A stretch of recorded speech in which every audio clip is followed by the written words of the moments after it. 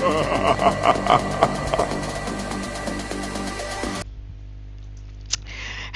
hello, hello, and it's another episode of Accra Esports Talk with me, Kwesi Hayford. And today we have a very big man on the show, and we're gonna talk to him about a whole lot of stuff. We're gonna jump from education to metaverse to social impact of gaming.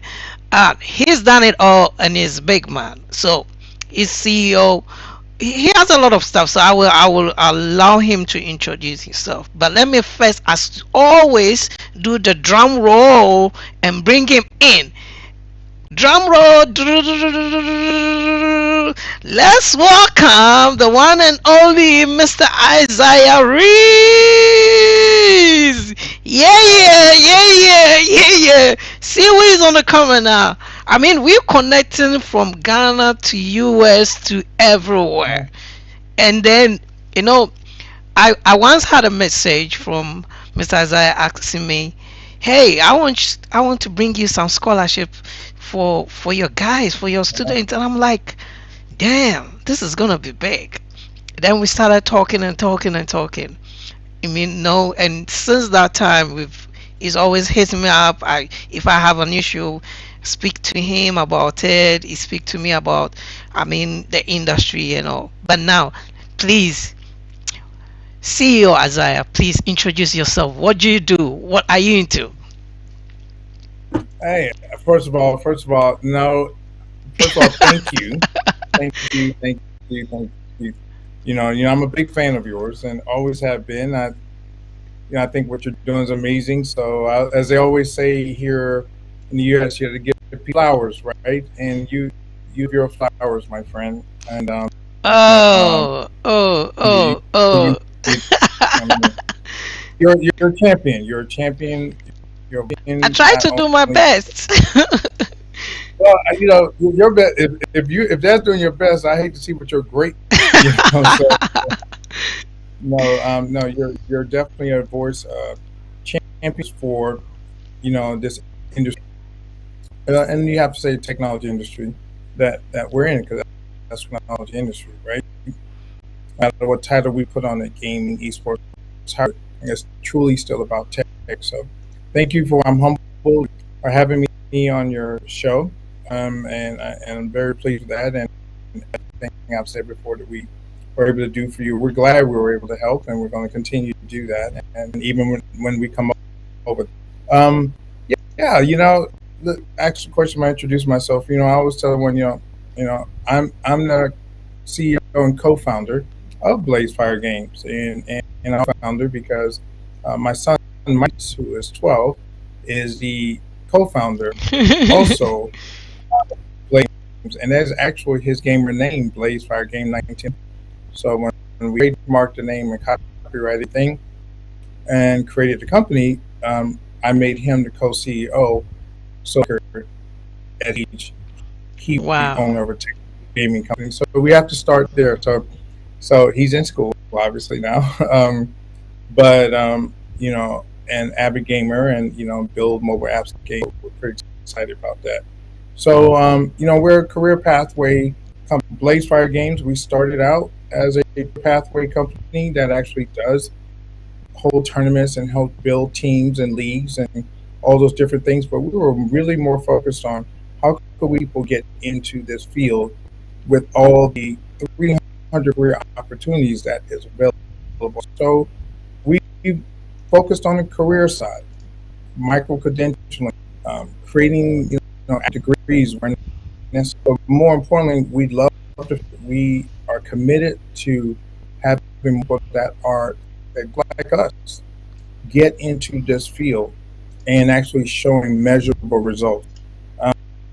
That we're just excited that we'll build numbers, and we're really happy about what gaming and can do for people around the world.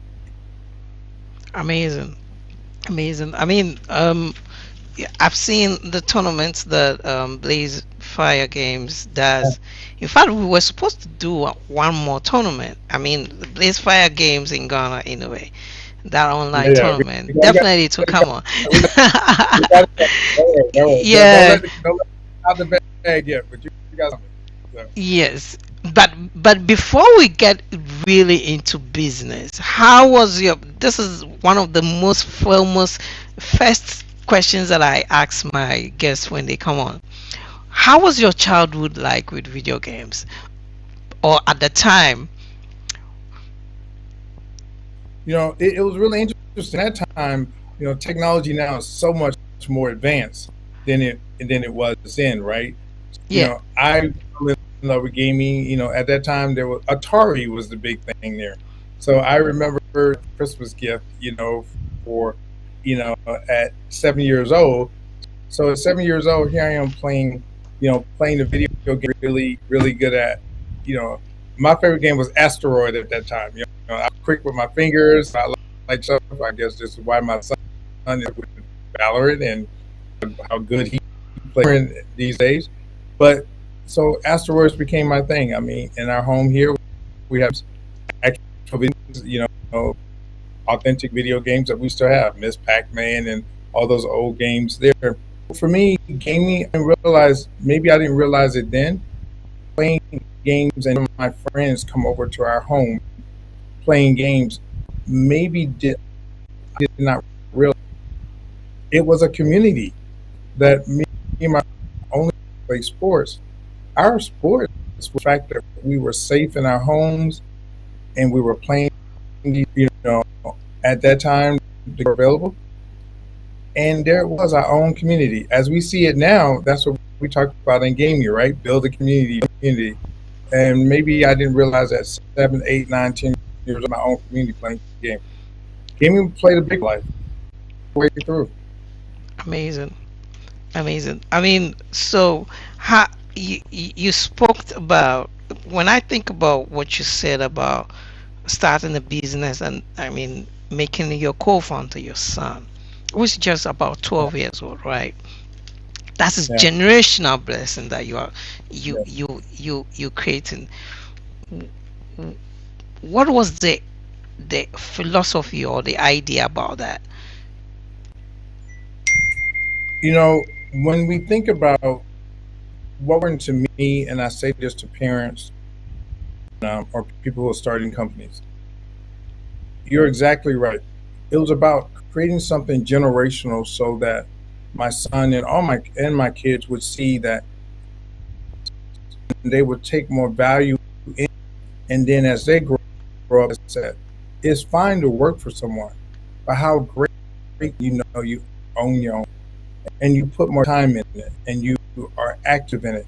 So for me, it was about growing up. Here I was, a kid, young man, black kid growing up the U.S.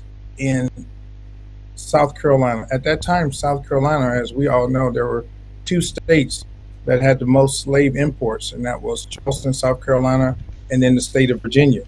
And so growing up like that, I'm a very active person in the civil rights movement. So seeing that come through, I realized that what was important was how what type of legacy should we leave. I wanted to make sure I left a legacy so that he could see a legacy over and over and over and over. Says Kennedy has left a legacy for his kids, right? Hmm. Our kids need to. Entrepreneurship was the key. Knowing you had something else you could fall back on and you could call it your own. Amazing, amazing. Okay, so now let's talk about Blaze Fire Games. Yeah. Y- y- you've got some deep stuff happening there. Um, tell us about it. Yeah, you know what? But I will say, Because I know you do. I You have the merchandise side, you have the tournament side, yeah, and then you right, have the yeah. educational side as well. Yeah. It's funny you say that because it's not. I'm really pleased about. I couldn't do this by myself, right? We have a great team. A great global team that helps us. Around the country. We have great partners like yourself. Partners like Gulf Coast Conference, and all those historically black colleges and universities, and some of our other partners that are out there. A great partner like we have with EC Council with the cybersecurity video game design side that we partnership we have with them. I think what we realize that we only want to focus on where could we measure the results at, right? Because anyone can throw a tournament. How many people can you get into a pathway so they could start earning money with their skills? Meaning, if you could write, you have the ability to script. If you can sing, the ability to put a song in the back of a game. If you could, production management. So we focus on what were the categories we could manage. We know we could manage careers to create micro credentialing that worked for the industry, and we have a lot of results to prove that. We knew we could work on the merchandise side, Mm-hmm. and the merchandise side was saying the only we could see that gamers or casual wear would want, both male and female. And a really important decision that we made with that. So we have a great partner, with Unity Printing with that. So love that partnership. The other piece around tournaments, competitions, meaning when to do it, how best to make it work, but more importantly, being sponsors to support that. All that was us of just the important categories. And when we was on those three categories, we knew we were and never got off track. So showing, yeah. So we focus on just what. Amazing. Um, the earlier when we were just testing the link, you made the comments about we talking about social impact of gaming and esports, Yeah, and that hit me because I know that, I mean, for many people in this business, when the first thing that comes to mind when they hear about gaming and esports, especially esports, when they hear the prize pool, oh, I mean, $30 million prize pool, oh, there's money there, but right. you you are talking about social impact, sustainable Yeah, ways to build esports. Can yeah. you lead us through some of the ways by which we can do that? I mean, think about it. I mean, there a social impact is like the social impact of what I believe gaming esports does is both on the mental and physical side. I mean, think about it. 89% of gamers say 89% of gamers, according to the research, they say when they're gaming, they release the stress that's going on in their life. And Hmm. that's very important when we think about the bullying happens, right? The fact that there's not a lot of Americans, we don't, because anyone can hide behind an avatar, right? Hmm. Right. Um, and but more importantly, video games helps keeps us connected. 56% of kids say that they socialize better when they're gaming. I even think about my son who's 12. In school, he's quiet, but when he's gaming, you can't stop him from talking to people all over the world. So I realize it helps them socialize better. So that's very important about the social impact that gaming can have, not on the fun part, but helping us on the physical and mental part in our everyday lives. We're very fortunate that when we work with someone like Rico, as you know, Rico with Boston Celtics, you know, Hmm. he, when we speak with him as he's worked with us on our meal plans about the best foods, as he's working a meal plan idea for us now to help with the health part, healthy eating part. I mean, he even told me what to feed my son, with a meal plan. So Wow. all those are mental health plans. So hey, why don't we take this a little bit in? So we're proud that we have Rico who we work with us on a meal plan that we're going to distribute to the market. We're working with some big food companies to support us on that. Hmm. Social impact, especially areas where people can't get meals, and so we have to make it where they can. So it just plays a big role. Amazing. I mean, Yeah. for me, I always say that the the we must make gaming a better livelihood for many people, and Yes. that comes first to me. That we must be able to make it sustainable. The only way to make it sustainable if a lot of more people can get in there and be reached at the same time. Okay, so Yeah. well, from sustainability, um, let's talk a bit about education, esports education. Oh, yeah. Yeah. Let's Yeah. talk a bit about esports education. What are your thoughts? Or what are the pathways? What are the pillars? What should we looking for, especially for those of us in Africa? Yeah. Because Yeah. I I know mean, you've been doing stuff with the universities, right? So yeah. how have you been able to? It seems that I'm merging the questions all over, but just Yeah. flow, then speak up your mind. Well, well, the good thing about it, we've started. Not only do we do the university and colleges, of course, we do the high school, middle school, and even down to elementary school. So we work with all the education levels, which helps us, right? Because that's how we get our research to kind of know what is the best course of action. Hmm. Because not every kid is going to, or every learner is going to be someone who is a coder who does that, right? Again, you have everyone. Maybe they're going to be a good programmer, but maybe they're going to be a good broadcaster. So we look for those talents at all those levels.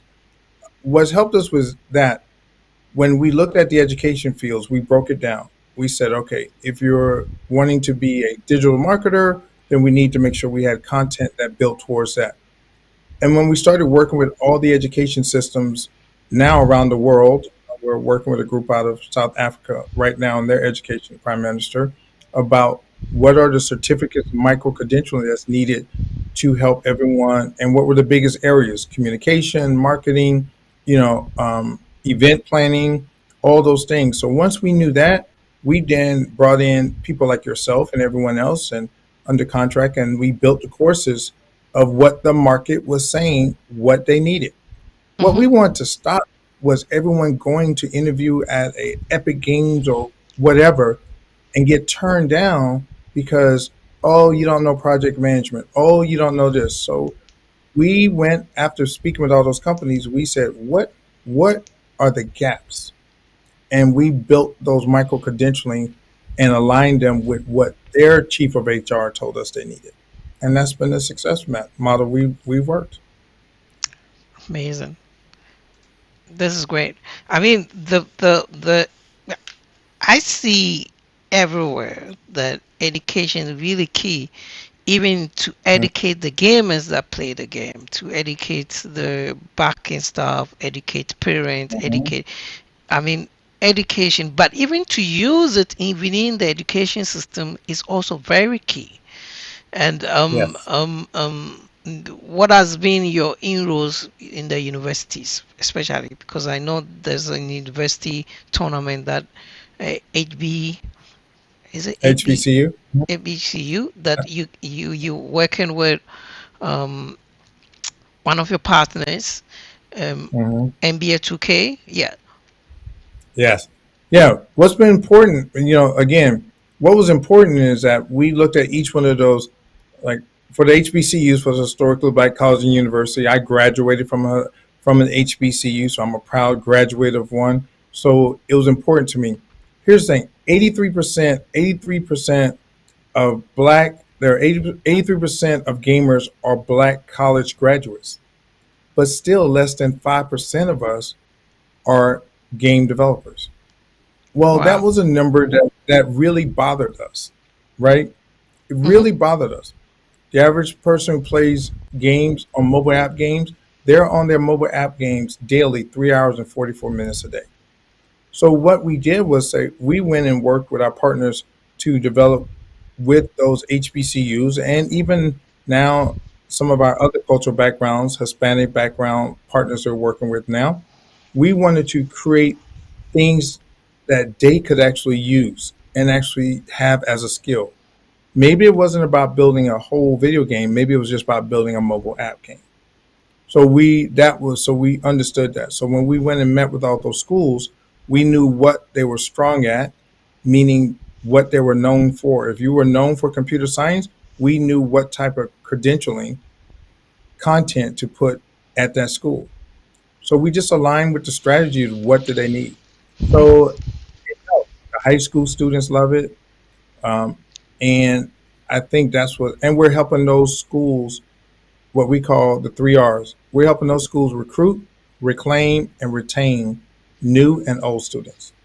Amazing, amazing. And it seems like video games and esports is one of the great ways to keep students Hmm. in school. Um, Yeah, yeah, amazing. think Tell us about. I mean, the. no, no, Go think ahead. about.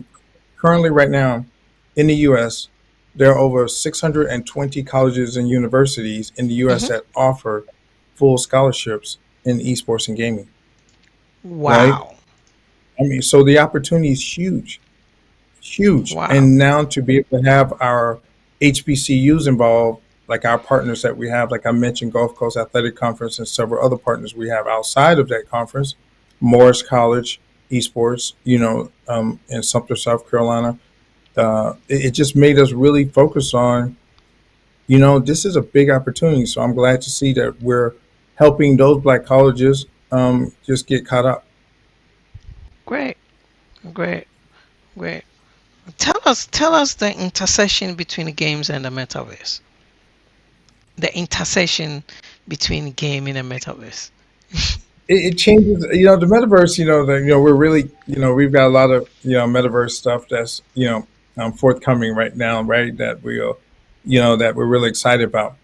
But look at what the metaverse does. It actually now allows someone to, again, become this financial freedom between their digital merchandise, between them being able to compete and create a different avatars and license their avatars out, to other people and the games and all those different things, right?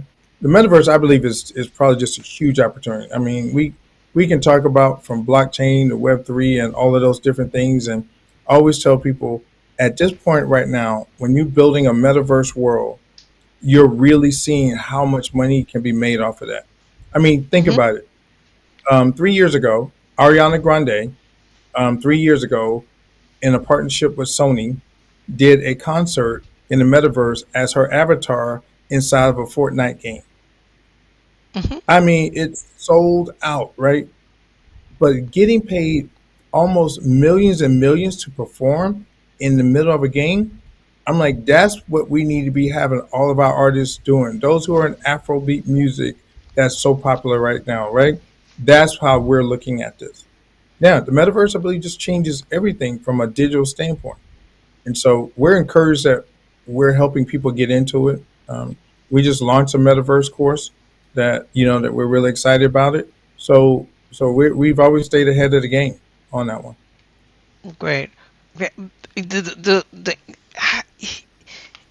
we are now catching up with metaverse. I would say maybe there are a little bit more conferences that are happening in and Hmm. around in Africa, in Ghana, in other places, in Rwanda, in South Africa and stuff like that. Talking about metaverse, and Right. the main thing has been that metaverse pivot on ownership, owning your own digital space, which Absolutely. can be traced and lodged and at the same time. So it offers everyone credibility and ownership. Yes. But I also believe that for Africa it is our time. It is. It is. I mean, everyone talks about the population in Africa, but to your point, you have to really focus on the areas that make it really, really available, right? So you mentioned about the ability to own your own intellectual property, which is key. When you're owning your own digital asset, you Hmm. are now able to license that out build generational wealth, build generational wealth for people you're working in with that. As we, even with the course that we're launching around intellectual property and metaverse, that's what we'll be showing all these gamers and content creators. Here's Hmm. how you own your digital asset, and here's how you can license your digital asset, and here's how you can put your digital asset up for your families and your kids, you know, in perpetuity forever. So they'll always be making money and royalties off of your great content creator and the stuff you created. So, I mean, it's important, especially today. If we don't own what we're doing, then it's just going to be taken away from us. Okay, we're still in the metaverse space, and I'm going Yeah. to ask you some of these questions you already have. How do we All make right. money in the metaverse? The most obvious one is the fact that you trademark and copyright your own intellectual property, meaning your brand name, right? Mm-hmm. Like my son's brand name, we have a trademark. We have his gaming name trademark. Any games that he creates, of course we have all those intellectual property trademark and licensed out properly. So that's the first thing. You've got to go through the legal paperwork of owning it. What happens is everyone jumps to creating something, put it out in the public. Someone else watches it, looks at it, Mm-hmm. go and steal it, and then you're like, "That was my idea." No, you didn't do the proper paperwork, and so yes, they stole it because you didn't do the proper paperwork. So I always tell everyone, be quiet, don't say anything until you get all the paperwork done. Then Great. that's the first thing. It's the digital, owning your intellectual property. That's that digital. The second thing that we've looked at is inside the metaverse is the ability, because you can partner with companies or small businesses so that they can back your digital creative idea. Think about when you're inside your metaverse world and you're that avatar and you've just built your world in there. Look at all the advertising space that you can do inside your metaverse world. I mean, it's Amazing. just been huge. So I think that's part of it. One, it reaches more people that way. Because what do companies want? What's the first question they ask? How many people will it reach? Yeah. Sometimes we may only have less than 50 gamers that may participate in one of our events, smaller events. But what we will have are companies seeing the traction that happens after the events because we're pushing their brand over and over. Like you have one of our my good buddies on Hip Hop Gamer on there who does an Yeah. amazing job always pushing brands. So Mm-hmm. when we push brands like he does, it works. So we just follow the same format. Great. Great. Great. Great. Great. So, if you're watching and if you want to learn more about metaverse, I think that follow me. I will show you the Blaze Fire. Do we have all these stuff at blazefire.com? We do. What we've done really good job of. We always tell everyone, we love that we don't show all of our titles of our educational products. I mean, because for obvious reasons, we don't like everyone taking all the ideas, right? Because it happens. So like you go to blazefiregames.com, you click on the link on education, it'll take you to like the one intro to esports course. That's fine because once you contact us with our bot, now we're in a more serious conversation about. We have over 250 different esports gaming micro credentialing courses, but we don't put all 250 titles out there because we put the titles out there that we want everyone to see, and then more importantly, we work with the partners so that they feel special when we're giving them our special content creation, education content, and not everyone can get it because not everyone can get everything we have. Great. Great. Great. The next question is, how do we use metaverse for distributed social services? I'm bringing I all your spoke on. questions. In fact, Yeah, I've taken a look at the Bio Metaverse Symposium and I've curated my questions from there. Because no, that was a, I, that was a great you conference. have all That your was great. name written there. So no, I'm gonna ask you because if you were able to deliver that that so well. Let me ask you because we need to hear from you Yeah, on that as well.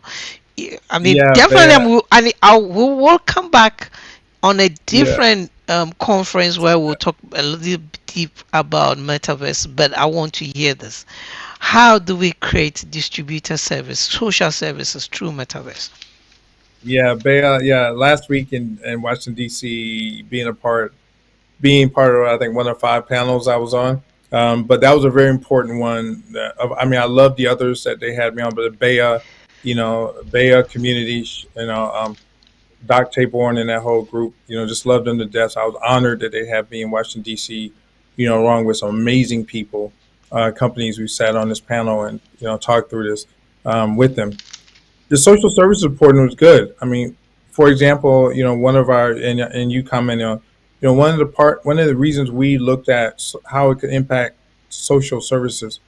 We think about social services or healthcare, social services, the police, the police force, and all those things. And we want to figure out ways how could we help change the community with our approach.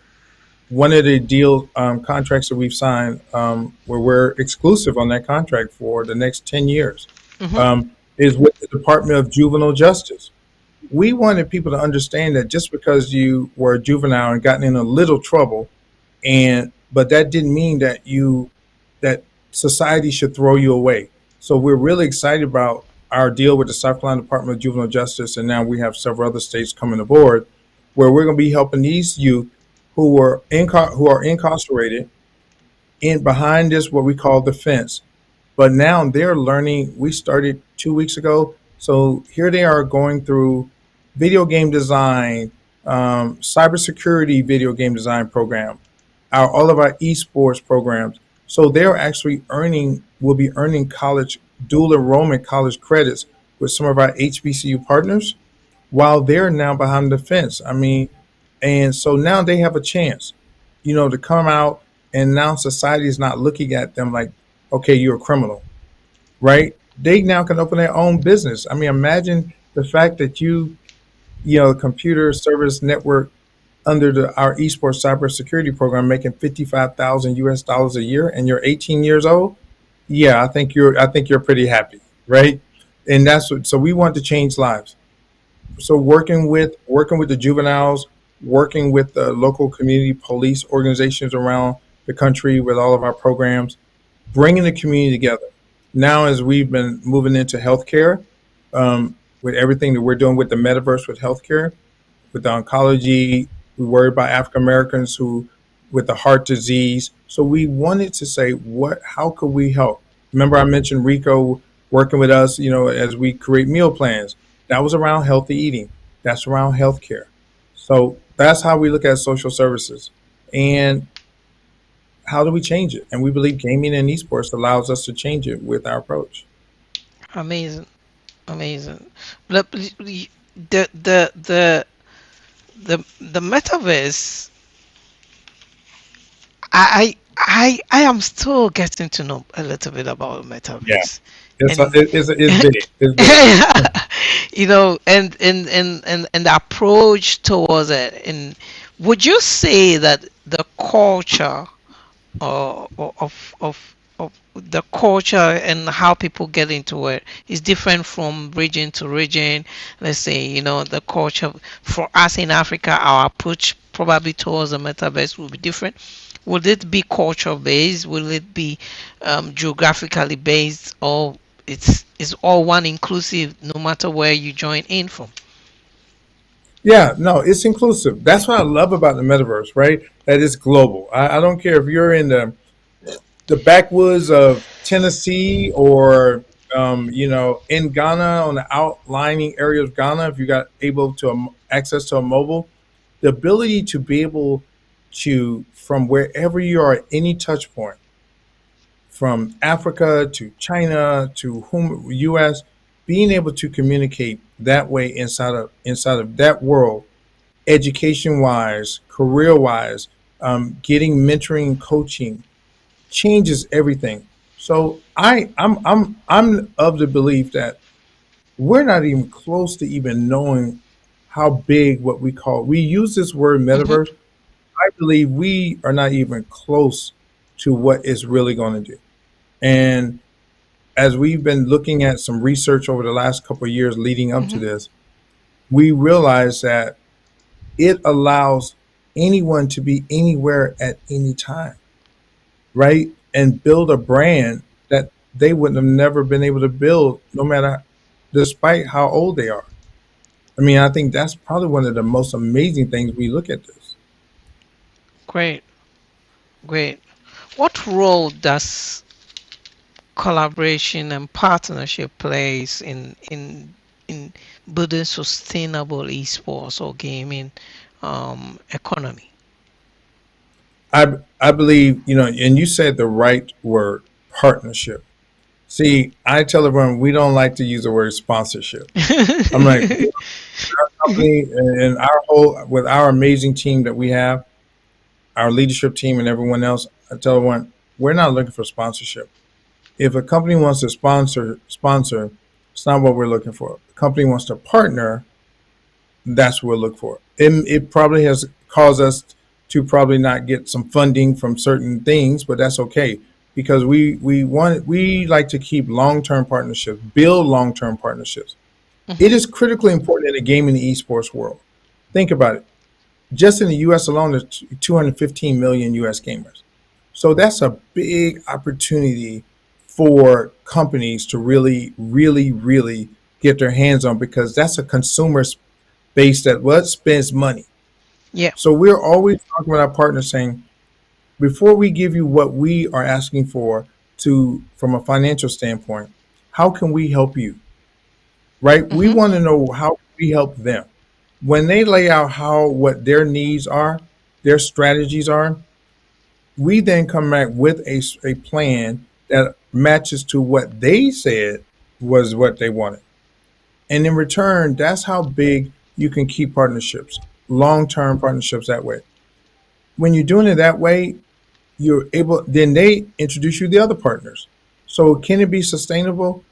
I believe it is sustainable only if we, like people like yourself and myself, start asking that one question up front. How can we help you, Mr. and Mrs. Corporation? And also realize maybe it's not always the big corporations we should chase because, Okay. yeah, right? I mean, I will tell you, we have a different approach of where we get partnerships from, and from our education partners, suppliers, and different things like that. Because sometimes our plan may not fit into their big corporate plans, and that's Wow. okay. Wow. The way it is sometimes our plan may not fit into their corporate plan. And No, it's okay when I mean this is to Africa esports outfit or gaming outfit. It's okay when a brand says, "Hey, we are not ready to partner, we're not ready to sponsor." That's the word that we use. mm-hmm. But I Right, believe that from what Isaiah said, approach with the mindset that, you know what, we want to partner you. Tell us your issues or problem or how you want to reach, because most of the time we own the community and they have a correct, product or a service correct. and they want to reach out to our community, right? But most of the Yep, time they don't know how to do that, how to bridge that gap. But you also have to, you as an esports outfit, a team or whatever, a tournament organizer, place your partner's need in front so that you'll be able to reach. And one of the things you said that really hit me was, once they get to know that you are placing their need, they will bring in the other partners they also have. So you may yeah. go chasing one partner, you will get two partners. Amazing. This. It happens. It happens. It happens more often than you think. And most people who have worked with me, and some who don't work with me now, would say, "Oh wow, it's taking him a long time to get that done." And or get that deal done or that partnership done. So they get frustrated, and they're like ready to. I said, well, It's a strategy. It may not be at your pace, but you have to think about take you out of the equation and remember what did that partner or potential partner, funding partner said on that Hmm. first meeting. And once you do that, it doesn't matter. I mean, we've had deals that didn't. We've waited 5 years to get, but and, Wow. and, and like the South Carolina Department of Juvenile Justice, we started working on that deal as a beta 5 years ago.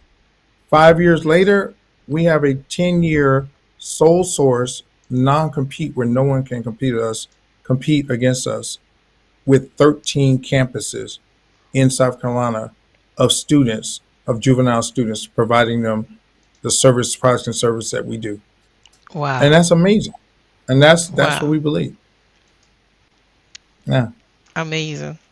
Amazing. yeah. This is really, really, really interesting. I mean, if you haven't heard anything today, how to win partners is for you to place your partner's need in front. Ask them the one very question: how can we help you? How can Yeah. we help you deliver your objectives, your mandate, and you pivot that on your gaming or esports? Amazing. Thank you, Isaiah, for this. This is a business strategy. In fact, that's what I'm going to use. That is what I'm going to I use would say now. In fact, it'll work. It'll work. It'll work. amazing. Amazing. So let's move on to other stuff. I mean, I am even now short of the questions that I'm going to ask. Please tell us your vision for Blaze Fire. Probably somebody out there may catch the wind of that vision and also be inspired by that.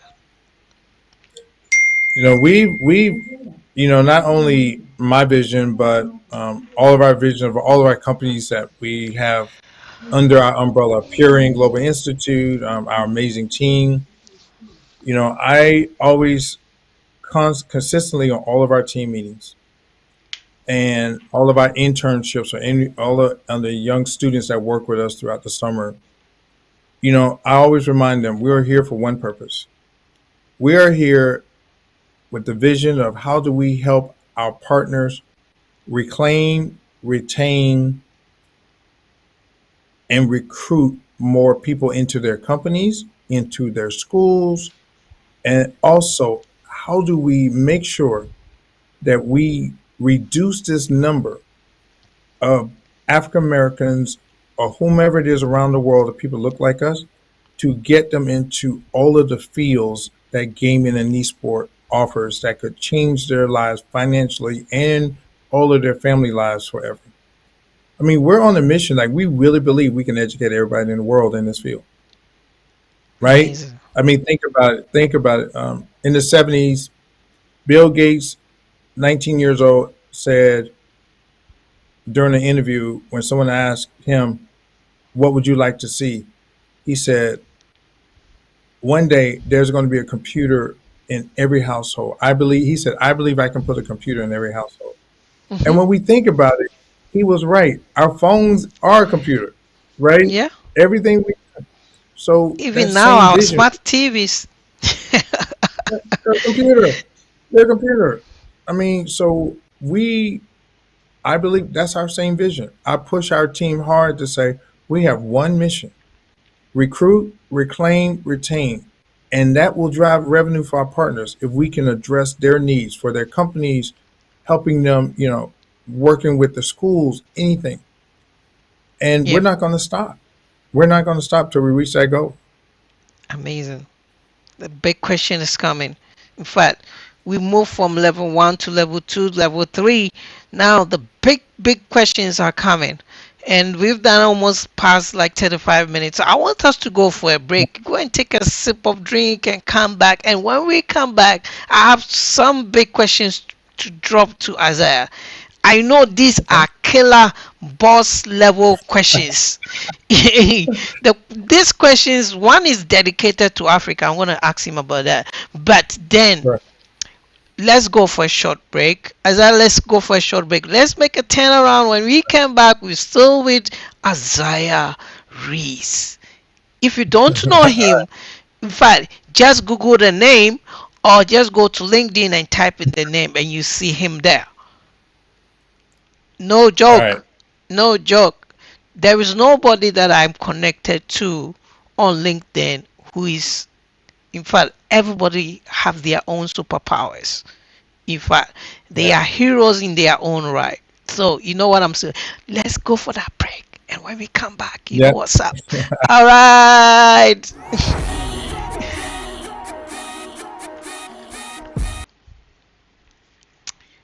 Uh,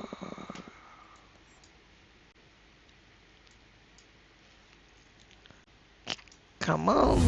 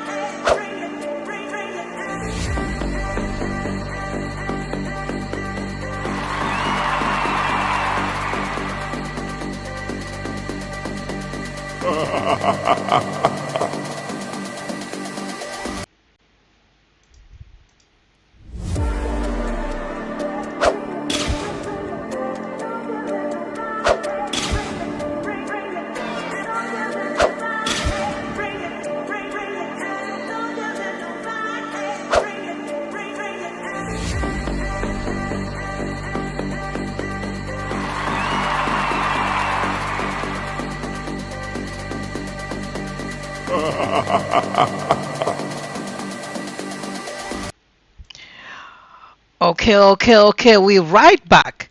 I wanted to play a certain video, but it seems that the video is not playing. But it's one of those things, right? So we'll just jump in and bring back Isiah into the main, and then continue our conversation. Isiah, I always have a funny question that I ask people, Okay. and it's is um what is your favorite video game? I would say my right now my favorite video game is Rocket League for me. Really?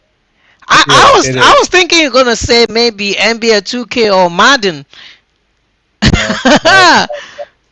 I like I like Rocket League. I like Rocket League because as simple as it is also something that you like. I like seeing how someone reacts. I'm all about how people react. So the ability to be able to react in those certain situations, it's just I don't know. For me, it wasn't the sports games. Hmm. Michael is a huge Michael's Valorant all day, every day. If he could play Valorant 24 hours a day, he would. I mean, he's skilled at Valorant, has won a couple events. So for him, it's about, those type games. But for me, it's been Rocket League. I would say FIFA is one I'm really, really getting into now more and more. Again, I realize that I like the type of games I play and like all the time are games where I can react and do certain things in. And so have I, yeah, do I play against Michael in Valorant? Absolutely. I mean, he has his PC. I have my PC, of course, and so we do get opportunity to do that. Whereas my daughter, she will, still plays Roblox, and she's 15, right?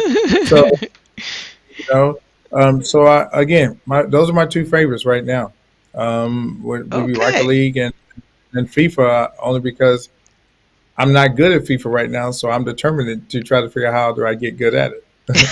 So I'm gonna have to get some lessons. I'm gonna have to get some of your gamers over there to teach. Oh, for FIFA, come to Africa.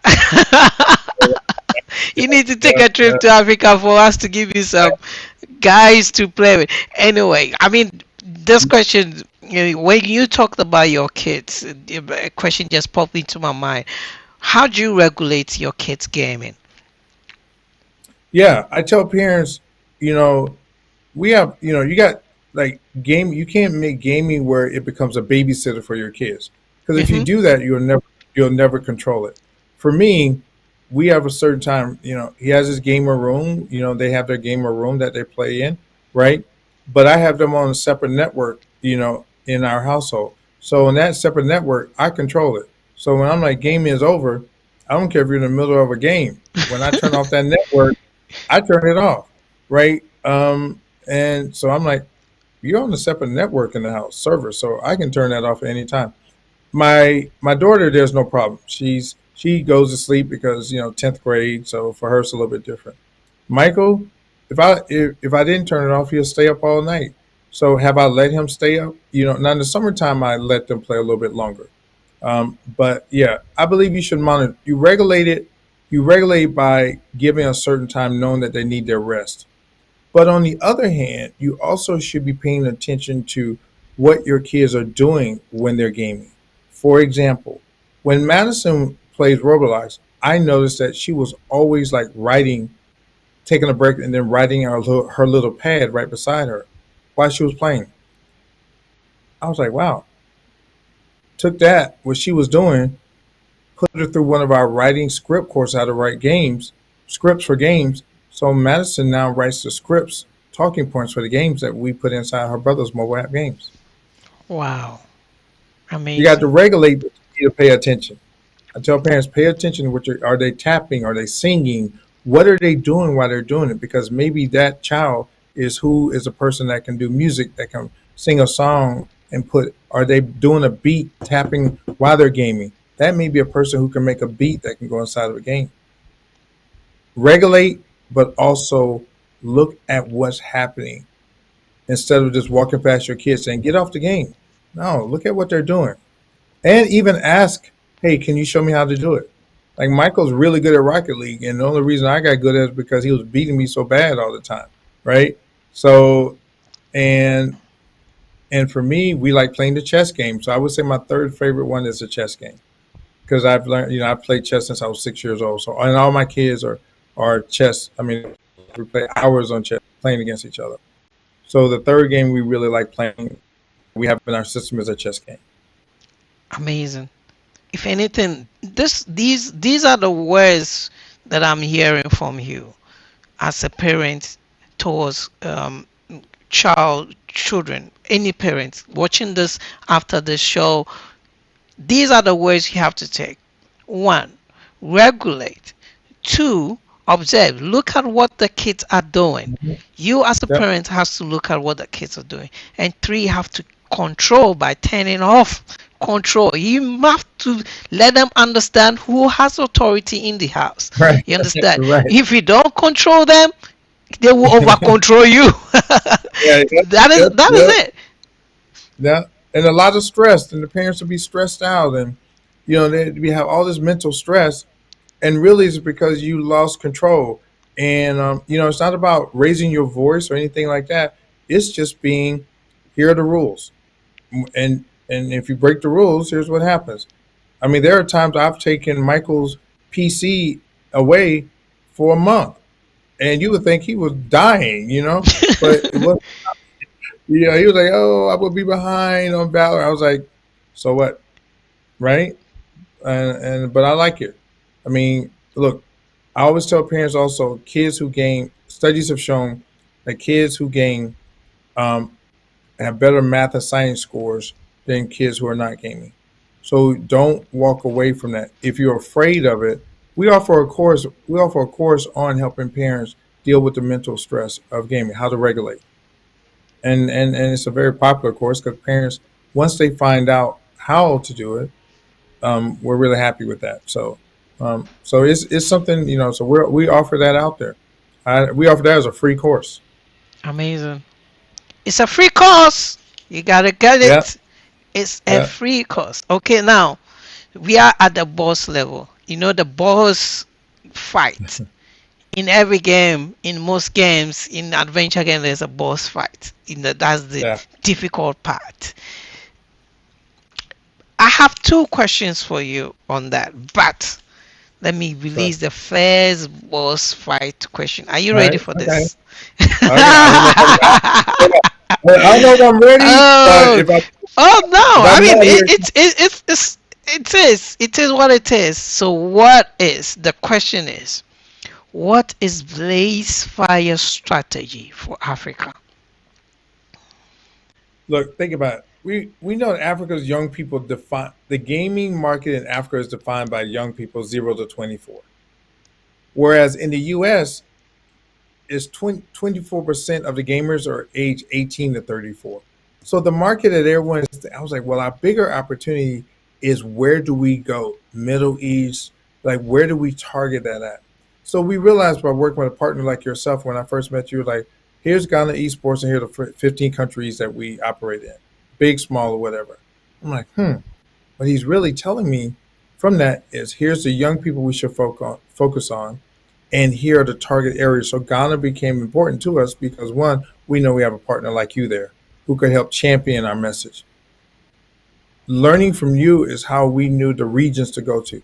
South Africa was really Johannesburg. Is because I spent a lot of time in Joburg, right? It's one Mm-hmm. of my favorite places. So it was easy working with the prime ministers of education there to be Mm-hmm. able to introduce that. So we realized, okay, you can't do Tanzania, you can't do this, like you can't run around and just do every part. It's too much. We said Ghana, Joburg, because I knew my influence in Joburg. Nigeria is one that we have some focus on right now because it made sense because of our connection with the Prime Minister of Education there.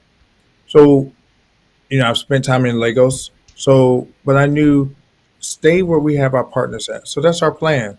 Our plan is to continue to work with partners like you, and just and then and pick the place where we know we can have decision makers at Ghana, Johannesburg, Nigeria, and not go dancing all around, not go all chasing the whole continent. It's impossible to chase the whole continent in Africa. Like it's impossible in my mind. Can it be done? I believe it can be done. But we're talking about maybe 2050. Like we've written out a 10-year plan of how we want to introduce ourselves in Africa and our HBCU partners. So we like what we're about to announce with a partnership with Africa and several of our HBCU partners, and that I believe will help us expand our market presence there. We have a focus on Africa. Yeah, focus on Africa. I mean, um, the the let me go back a little bit. I have another question, which is a mini question. Maybe this one is the side question. Okay, This is a okay, side okay. All right. question. You know, I know some time back you spoke to me about scholarship, esports scholarship. Yeah. How do Africans get to benefit from these scholarships? Well, that's a great question. Again, the and because we've been working for the last couple of years with some the African continent in some of these areas. We want what we first did was when we met with some of our HBCUs, we asked them, how can we help you? Remember, recruit, reclaim, retain. They want to recruit students, they want to retain students, they want to reclaim students who may have left the schools, and that will bring more revenue, right? So when we worked with them, we were also work with their international exchange students department on those Wow. campuses, so we could understand what were the policies and procedures that could have students from Africa come to their schools. And what if, and we also, as we've been working now, doing what we've been doing now for the last several months, we said, well, if they don't come from Africa, let's put them in our online version so that still allows them to be counted as a student to earn scholarships.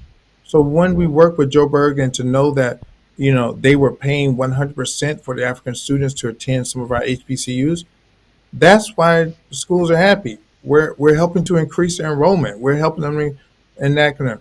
But if you don't do a college degree or university, we said, okay, well, they can enroll in our micro credentialing certificates program. And so those schools offer the scholarships also to support that. It is really, I believe we have a big opportunity of the 750 million gamers that they say are in Africa, right? That's what they project. That's what the studies show. 750 million gamers in Africa, Europe, and Middle East. That's a big number, right? Hmm.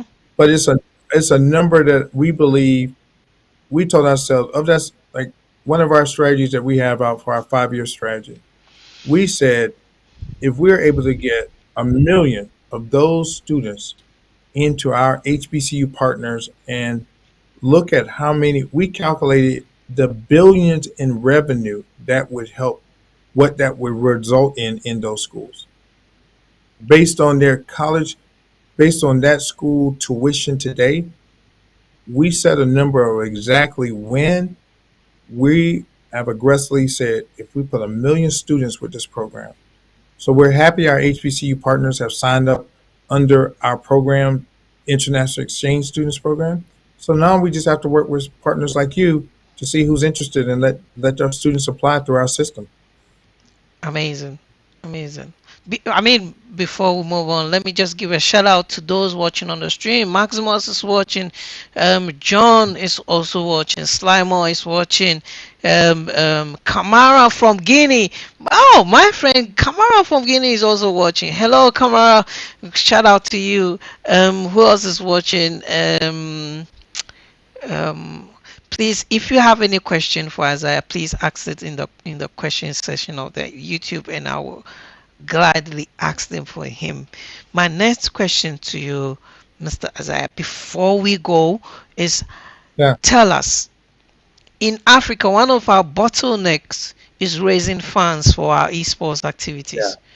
You know, give us some ideas how to go about it. Again, as we looked at Africa and those different parts of Africa, Europe and Middle East, and even the U.S. When I think about, as I've watched, one, I love the focus you're doing with on the girl gamer side too, especially being a girl dad, right? Twice, two, I have two daughters. I have two daughters, right? But when I look at how to attract businesses there, what I loved about Johannesburg when I was there were all of these small business that people had that they were creating, right? So when you think about it from that perspective, I believe there's a way to have these small businesses get them engaged Hmm. with, oh, there. We always think go after the big companies. That takes a long time in some cases. But if you're able to get all of those small businesses, like what I see in Johannesburg, and allowing them to say, hey, for $25, I'll leave your brand, inside one of our marketing brands, inside one of our tournaments for 2 months. Well, in that thing, they're thinking, okay, that's not a lot of money. That's great, but what you're getting, they're going to keep doing that. Oh, I spent 25. Oh, that's good. But if you get 100 people, small business paying 25, there's your partnership. It may be one of those small businesses that you'll go to and say, listen, do you want to put your logo on their shirts for the next 3 months? Okay, what is that going to cost? $500. But you're going to be seen this many times. That's we. I believe that's a great strategy. There's so many Hmm. small businesses there, Hmm. entrepreneurs. I love. That's why I love coming there. Entrepreneur. Like I feel like I'm at home seeing all those entrepreneurs. Focus. So what you are saying that we should focus on our local businesses, small Yeah. businesses that have footprint in your locality, that one day understands you and knows you. Yes. So it's easier. It could be your uncle's business, could be your mother's friend's business, it could be, Yes. and as you rightly said, $25 is not that big, but they're willing to give Yeah. it to you and willing for you to see their logo on your event because they want to also support you. You're not asking that a Yep. big of an amount. So No. Africans, if you could hear it from here, the strategy is focus on your local community, focus on smaller businesses in and around your neighborhood, focus on businesses that have smaller footprint and are willing to release smaller amount of money rather than go and chasing the big corporate institution that has a full lot of bureaucracy for you to go through, Yeah. which you may not have the paperwork to even to back it, because some of these companies you have to go through lawyers and you have to sign, and Yep. the sad thing is that when event doesn't go well and these big companies are going to chase you with their lawyers. That's correct. That's correct. Yeah. I tell everyone. And we talk about this in our company all the time. We do things that we can measure, measure, measure, measure. I said it earlier. If we can't measure it and see what the return of investment will get, not only we will receive, but what our partners will receive, then it's not even worth it, because once you get one chance to prove that you can measure something. See, we know we can measure how many students finish our program. Hmm. We know how many we know how many we finish. We can measure when someone is actually participating in one of our competitions and how long they've been doing it, and are they the right brand that we want to push out to companies. So to everyone out there that's watching and as a replay, whatever you do, you have to be able to measure it. And you can measure it and then prove the numbers. Hmm. Prove the numbers. Not about how many people were watching you play your tournament. That's not measurement. Anybody can we can fudge numbers. It is about what happens after that. Like how many people did you get jobs and all that. And we're proof of that. Amazing, amazing. I mean, um, when we do events for us, um, even this Accra Esports is a testimony to what we've been trying to do. Mm-hmm. You know, for last year when my good friend and a convener for this event, Maximus, brought it up, we got to do it. We kept postponing it. Then he said, you know what, we're doing the second week, no matter what. At a point, Right.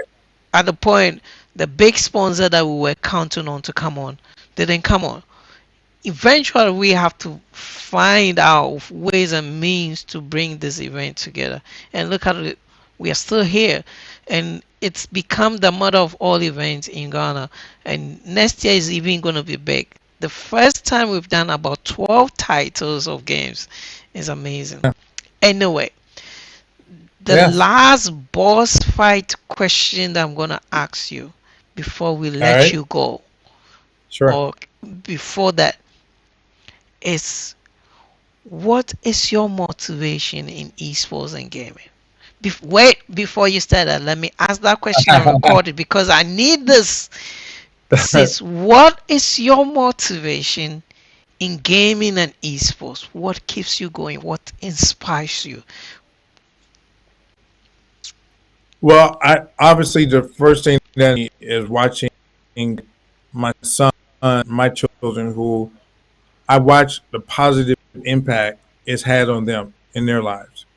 And when you can watch it firsthand, whether you have kids or not, when you can watch something changes someone's life for the greater good, that keeps me motivated. I'm also motivated more important because I say to myself, here we are, one of the greatest people in the world of talent, content creators. Like we set the tone for clothing, music, everything around the world. And if we have the ability to be able to own a piece of it, it will change our families' lives and everyone's lives. So I'm on a mission to figure out how many more people that we create and can come out by following our plan and our partners' plan and make this world a better place through esports and gaming, through competition, but more importantly, having generational wealth by owning your own digital brand. And we're not going to stop until we get there. That's our mission. Recruit, reclaim, retain, and that's how you drive revenue. You've had it. It is Isaiah's vision, mission, but it can be yours as well. Recruit, Yeah. retain, right? And the last one is what? Yep. Reclaim. Recruit, reclaim, retain, then you would drive revenue. Yeah, you've heard it today. I mean, super nugget, gold nuggets that are coming in today on the show. Um, okay, somebody is asking you a question. Do you think we should broaden the scope of games we play, or just focus on a few here in Ghana? I Well, first of all, I believe you should. I'm a big fan of broad. There's so many different games coming out, right? I believe you should broad.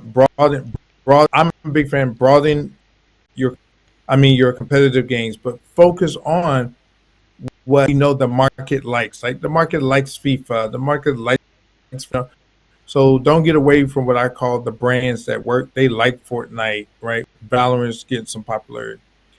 But look at how many girls are playing, women are playing certain games. Only game, follow the market trends. Don't follow trends. Follow what the market is telling you. Ask yourself, what type of games are the women playing or girls playing? And if you don't have that in your portfolio, then that's how you broaden that. So these are the type of questions we ask. And once we follow them, that's how you do it. So you should broaden it, but don't get away from what we say always. Here's what people know. They know Madden, right? They know Smash, Super Mario. So don't get away from those things. Great, great. Let me check if there's another question. Okay. I think that's the all the what should go into setting up. Okay. All right. So Isaiah, this is a Yeah. question from Max Mox. He said, what should go into setting up esports clubs in university campus? What was the question again? What should go into setting up esports clubs on university campus? Oh yeah, very easily. I love that question. The first step we take, whether we're working with all of our educational partners, well, let's talk. The first thing someone should do when they're setting up, go to what over here in the U.S. we call it the Vice President of Student Affairs. Right? You need to make sure that you work with the Vice President of Student Affairs so that you can actually make it official club on that university campus. You see, if the students don't know that it's an organization they can join, then how can you set it up? So always go to either the dean of students or whoever's over the students, Okay. department that's over the students. You go and you do the proper paperwork and set up an official club on a student club on that campus. Once you do that, now you're able to actually go through the other steps that we help our partners with setting it up. Amazing. So I think for us, it is the LSRC and the Dean of Student Department of IT can come in as well because it's related Mm-hmm. to video games, and most of the time the IT students are the ones producing the games or producing Right. having a program that is towards video games and development and all the ICT. So um, definitely I think Max, we coming up with some big stuff, so definitely. There's another question. Sure. Okay, so do you think it is important to have news outlet or agencies for esports in Ghana? I know why this guy is asking this question. Well, I think You know, it's go as I ahead, go go ahead. ahead. No, I just want to make sure I'm understanding about things outlets allows your brand to be reached in other markets, right? Is the I so I but in the world of, I mean, you and I know it, we're on Twitch. I mean, think about it. Twitch is really a news outlet if you think about it, and you Yeah, can get your message. So I would say it's important, but look at all of the platforms that we now like Instagram, IG is a news outlet. Think about it. We have it on there all the time. So the days of the old way of thinking about news outlet was the local news outlet. The new way, or the way the world we live in, is the social media is your new news outlet. definitely. And if I can say anything, I am a particular example of a news outlet. I am my own BBC, CNN combined for Africa on esports. So if you're looking for news, you follow me. And in fact, I was banned on Facebook, and I took on to LinkedIn, and now LinkedIn has become my Facebook, my Twitter, and everything. I mean, that's where I operate more. I write my articles and everything there. So yes, it's good. You need to understand that social media is your news outlet. And for us, even as gamers, we need to put ourselves out there the more. I I always envisage a gamer to a musician. Yes. In that, a musician will go to a studio to produce music. For Right. you, a gamer, you have to practice behind the behind your PC or your gaming console for that long. You know, a musician's playing field is in the studio. Your playing field is the virtual space of the game. You understand? A musician will produce music out there and push it out for everybody to listen. For you, it is your gameplay. You have to participate in the tournament and, as much as possible, also push out there to the social media. If nobody gets to know your wealth and your skill, forget it. You Right. won't get to be known. No. No.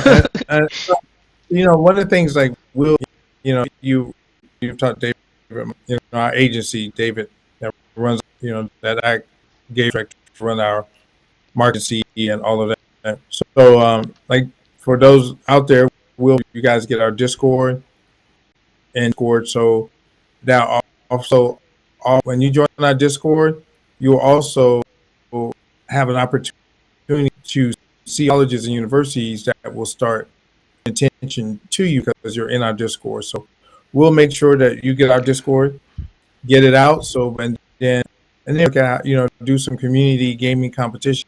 Some of the Yeah. schools out like esports. That's what we're about to do with you. Oh, definitely. I mean, I have the poster of Blaze Fire tournament already designed. It's just for us to finish. We'll talk about Yep. that later. Or at the Yeah, back yeah, yeah, end. yeah. Yeah. Because This one is not for. No, we will not release it yet until we yeah, finalize it. So once we it's, finalize it, we it's release too it. But big. Don't want to definitely, let it run. It's big. definitely there's It's gonna be big. a Blaze. Let me promise you, there was gonna be a Blaze Fire Games tournament in Ghana last year. Unfortunately, there's so much event that came up. I myself wasn't available. I have to go to Bali. Right, I came from Bali. I have Yeah, my day job doing festival. Have never rest. Right after the Christmas, we have Accra Esports Week and so many. But definitely, I'm going to set up a date. I'll communicate with Isiah. We'll have the Blaze Fire Games Ghana edition. I promise you, it's gonna be yeah. wonderful. Wonderful They're prizes, gonna be wonderful GS, wonderful applause coming up. And you yeah, have to very, join the very soon. Very Discord. You have to join the Discord. I'll give the details to that on when I share the flyer, and definitely it's coming up. So we ran out of soon. time. We've done more than enough time that we could have done today. We've gone extra and over, but the conversation is always raw and natural. You know what we do here? Our conversations are Yeah, not structured. We are not structured. We are gamers. When we come in, we do the thing like we are gaming. We can go high, we can go low. So, Isaiah, what are your last words before you go? These last words is going to the African youth listening to you today. I would say here are my last words for everyone out there. First of all, thank you, thank you. Again, my little brother. Again, I admire you. I, you're amazing. I'm just so humble that I can say I'm not only with partners, but just just your good spirit. And again, your champion voice for gaming esports. So God bless you and continue that. And we're going to continue, as you know, to be a partner with you to make sure that happens with us. We're done. I would say to everyone that's out there and continue to think about one thing. I have something on the bottom on all of my voicemails that said, "Success comes with it, not those who wait for it." So my challenge to you is to the only way success will come if you take it and not wait for it. Be open minded to the different ways of what's happening in technology. But also just go back to one key thing. Never lose who you stay on core mission. Your goal, your one goal. And if you never get off that goal, else will fall into play. Hate success because the world is waiting on for you to show them your talents. People like me, we're waiting. So wait, no, bring it on. Amazing. So you heard it. We are done. Thank you so much, Isaiah. Thank you so much for coming onto the show and availing your time. We don't take your time for granted that you've been with us. You will be hoping to see you in Ghana soon to visit the motherland. I know it will be a total Yes. experience for you. And as I I'm, always say, yeah, we will rightly want all our African American brothers to come home, to come and experience the land. Not only that, because there is a spiritual awakening when you step foot on the soil and you know that this is yeah, home. And once you hit home, they know that, damn, I gotta do something bigger for my country and for my people. And you right, already doing that, you know, you yeah, already doing that. And for me, it's always, this is every time I meet from Sebastian to Marcus to all the mhm, guys out there, I yeah, know that it's all about, we doing something great for this, changing the narratives, we want to use esports to alleviate poverty. For us, it's all about the yeah, people. It's not about enriching ourselves. That, no, right, it has never been. If it was that, I would have been rich and leave the scene by now. But I like it when we are able to help young people. I like it when we right, are able to change lives, and we are doing that when we're seeing that. So it's amazing, creating opportunities. We want that scholarships for African students to come and to enter universities. In and now you know who is my connection to bring the guys to the. He is right here. He is the one who told me he's gonna get yeah, the guys to go into the universities. Yes, we're gonna make it happen. It may take some time, but we'll get students from here in Africa visiting yeah, universities there, and the universities there also bringing their students here to come and experience the culture here. It's going to be a two-way traffic. They go, we go. They come, we come. So, and I know I've spoken with Isaiah. He actually sent me a message. Hey, we want people to play tournament and with the winners come over to the university. I'm like, whoa. So yeah, it's not that it's not going to be done. It's going to be done. And as I said, patience, wait, work with time. And one of the key things, Isaiah, that I've learned in this space is longevity. yes, Honestly, it's longevity. It's how, what's your staying power in esports? Your staying power is the ability to stay and focus and yeah, still be credible and relevant in the space. And most I agree. importantly, consistency and credibility is part, because there are a lot of people who come into the space, their first motion and notion is all about money, how to make quick money in esports, which is not Yeah, done. It's no, funny. I get people come to me and they come with tournaments where they've calculated the number of players they are going to register, multiply it by the amount of money they will register. I'm like, damn, it doesn't work that way. no, don't work that way. It doesn't work that way. So I'm like, No, no, anyway, don't work.